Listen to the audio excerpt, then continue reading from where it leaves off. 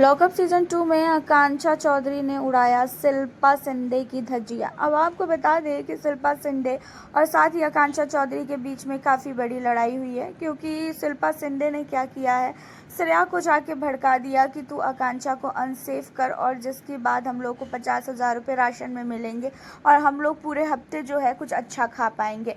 अब इन्हीं सारी चीज़ों को लेके जो है आकांक्षा और साथ ही श्रेया के बीच में तो लड़ाई हो ही रही थी।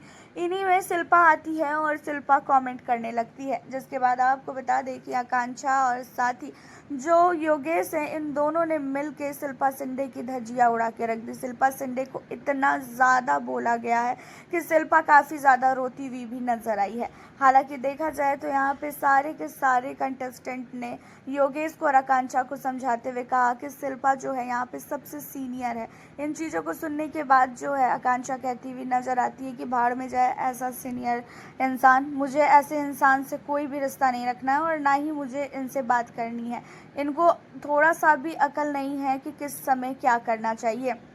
हालांकि देखा जाए तो आकांक्षा और योगेश ने मिलकर शिल्पा शिंदे के जो भी पुराने केस थे, जब उन्होंने अपने प्रोड्यूसर पे केस वगैरह किए थे, उन सारी चीज़ों को घसीट के लाया और कहा कि गलत आप हो, ना कि कोई और उतना ही आपके अंदर सेल्फ रिस्पेक्ट होता तो आप कभी भी उस प्रोड्यूसर के साथ वापस काम नहीं करती। और यहाँ आप आके चौड़ में बता रही हो कि आपने केस किया और फिर 10 साल बाद केस वापस लिया, फिर आप उसी प्रोड्यूसर के साथ काम कर रही हो, तो यहाँ पे लोग आपको ही गलत कह रहे होंगे, ना कि उस इंसान को।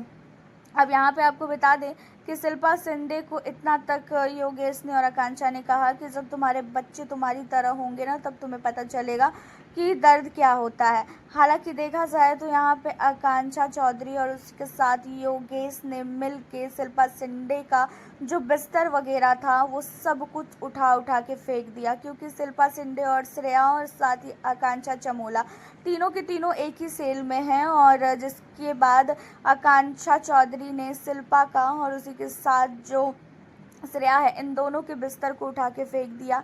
एंड दोनों को काफ़ी गंदी गंदी गाली आकांक्षा चौधरी और साथ ही योगेश ने मिलके दी है।